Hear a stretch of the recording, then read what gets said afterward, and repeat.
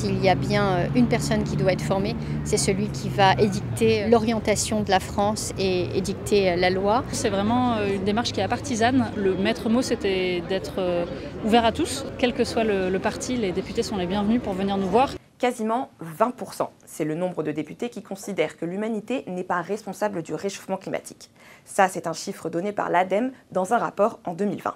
Pour faire comprendre aux parlementaires l'urgence climatique, l'ancien député Mathieu Orphelin a organisé avec une quarantaine de scientifiques des formations aux enjeux climatiques pour les 577 députés nouvellement élus. Le HuffPost est donc allé vérifier si ces formations ont autant fonctionné à droite qu'à gauche.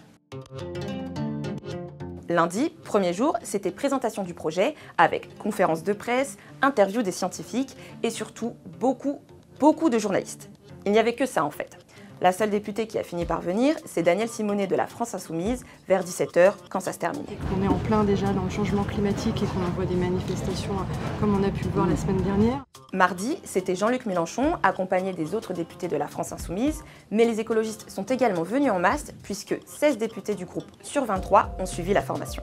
Mercredi, on a enfin vu un député du Rassemblement national, le seul, Hervé de Lépinot.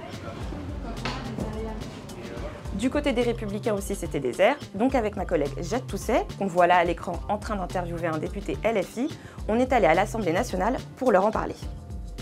Je voulais déjà savoir si vous y êtes allé. Non, pas encore. Pas encore, mais c'est prévu. Oui, absolument. D'accord. Et j'ai cru entendre là-bas qu'il n'y avait pas encore eu de députés LR qui s'y sont présentés. Vous regrettez ceci ou... Non, on va y aller, bien sûr. Je les ai mises en place en tant qu'esteur, donc j'y suis attaché. Voilà. Effectivement, le député de l'Oise, Maxime Minot, est venu échanger avec les scientifiques vers 16h. C'était le premier de son parti à le faire. Mais écoutez, chacun prendra sa part de responsabilité. Moi, ce que je vous disais précédemment, c'est qu'on soit de droite ou de gauche, on doit d'être sensibilisé à cette problématique. Aujourd'hui, je l'ai dit, c'est une semaine assez compliquée, chacun fait sa rentrée, on essaie de se rendre disponible pour venir saluer tout le monde, mais ça reste compliqué. Alors je ne sais pas combien de députés ont été vus aujourd'hui, en tout cas moi en tant que député des Républicains, c'était pour moi essentiel d'être là aujourd'hui. Est-ce que vous savez si certains de vos collègues vont venir ? Bah écoutez, normalement c'est prévu puisque notre groupe de jeunes députés, en tout cas on devait faire une arrivée commune tout à l'heure. Moi je dois partir plus tôt donc j'ai décidé de venir plus tôt pour absolument suivre cette formation avant de quitter Paris. Mais j'espère que vous en verrez d'autres. Malheureusement, aucun autre n'est venu, Éric Ciotti non plus. Du côté de la majorité, quand on est arrivé vers 15h, une quarantaine de députés sur 245 avaient suivi la formation. Et parmi eux, l'ancienne ministre Barbara Pompili. Tout le monde était aussi dans la rentrée, on passait d'un endroit à l'autre pour faire toutes les formalités. Ça s'est passé à ce moment-là. S'ils avaient continué peut-être jusqu'à la fin de la semaine, je pense qu'ils auraient eu plus de monde.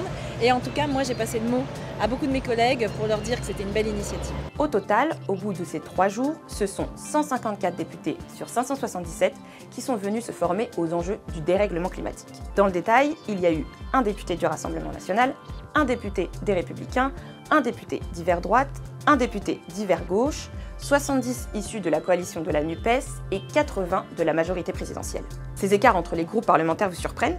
Eh bien en fait, si on regarde de plus près le rapport de l'ADEME, ils sont assez logiques, puisque seulement 18% des députés de la droite interrogés considèrent l'environnement comme l'un des enjeux les plus importants pour la France, contre 79% pour la gauche et 65% pour la majorité présidentielle.